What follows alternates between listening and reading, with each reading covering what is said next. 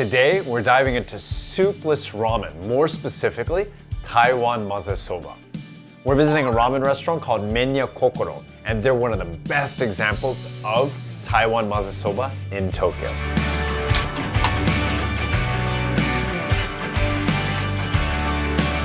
Thanks for tuning in. For those of you here for the first time, I'm Frank from AM Ramen.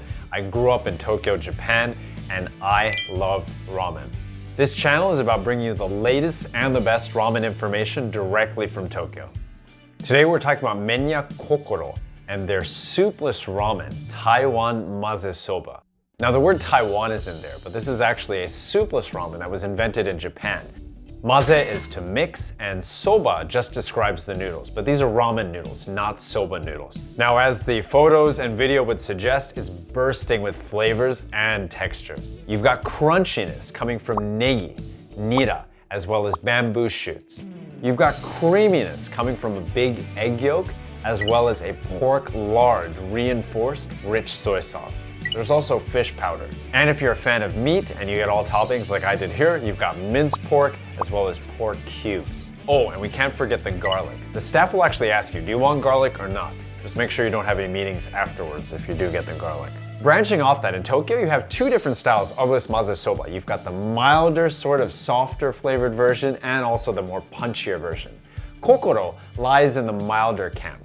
In the punchier camp, usually it can get a little bit spicier, more savory, and even saltier. But this doesn't mean that Kokoro is not having flavor. Of course, it's packed with flavor, just a little bit softer and not that spicy.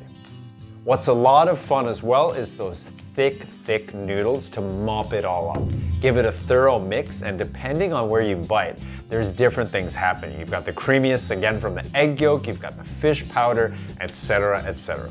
Now, Kokoro has branches throughout Japan, but their flagship shop is here in Tokyo in Okayama, which is a pretty residential neighborhood. They also have several branches outside of Japan, including Indonesia, Singapore, and the Philippines. If you've had Kokoro in Japan or outside of Japan, let me know in the comments below. What did you think?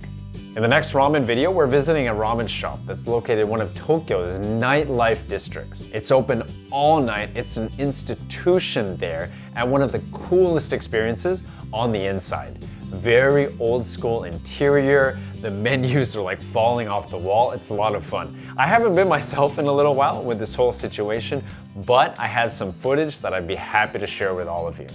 They serve classic ramen and have a loyal following. If that sounds good, please subscribe and I will see you in the next video. Thanks for tuning in.